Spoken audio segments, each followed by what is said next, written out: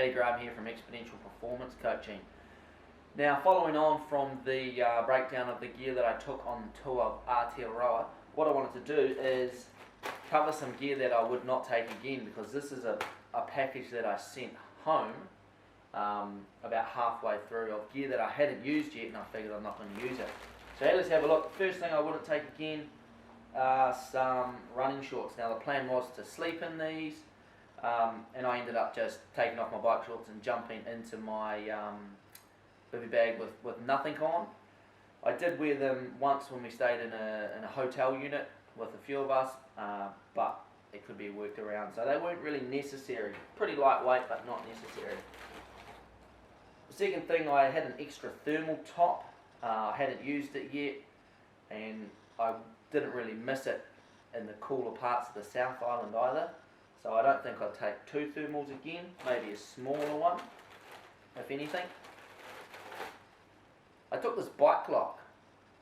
I didn't use it at all in the North Island, and the South Island being slightly more rural, I figured I wasn't going to use it either, so I sent this home. I know a lot of people did use bike locks if they were staying at motels or going into big supermarkets or other stores, but I just shopped at small dairies, four squares, petrol stations, so there was no need to lock my bike up, and it's quite heavy. You can get smaller locks, however I didn't use it at all, so I sent that home. I had a spare pair of socks. This was the pair of socks that I was going to wear in bed. Again, I just took my gear off, took my socks off, and jumped into them into my bed in bare feet. Seemed to work quite well. Again, never used these, so I sent them home. I had a second pair of gloves, cold weather gloves to keep my fingers warm. The pair of gloves that I did have with me, you can see in the previous video about all the gear that I took, were quite thick, warm gloves. I'm always a little bit cautious because I hate having cold hands, and if you've got cold, wet hands and they're numb, they're not much good to anyone. So I usually err on the side of caution and take two pair of gloves. These are very lightweight ones, but I hadn't used them. I thought they were sort of surplus to requirements, so I sent them home, and I didn't miss them either. I had two of these little plastic water bottles, and I figured that I was going to use these to carry extra water on the long stages when I didn't have the capacity on my bike.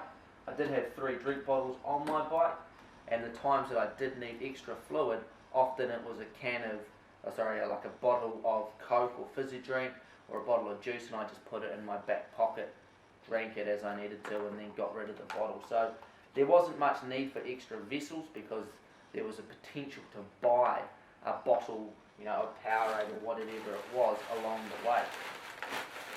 A couple of other things in here that I ended up sending home. My cycle computer, it stopped working pretty almost instantaneously. I never sort of spent enough time focused on trying to fix it. I had my GPS, so I didn't really need it, so I sent that home as well. And the final thing was some glasses. I had two lenses. I had a clear lens and a dark lens, and they both broke within about 48 hours of starting the ride. So I sent them home purely because I wanted to take them back to the store and get a refund or a new set, because they are absolutely shocking. The lens in the middle there, you can see, just snapped in half both times. So there's a bit of gear that I wouldn't take again on the Tour of Aotearoa or other big long bike packing expeditions. Make sure you check out the video of my full riding gear, and also if you've got any questions, post them below. Let me know your thoughts. What did you take? What have you found useful?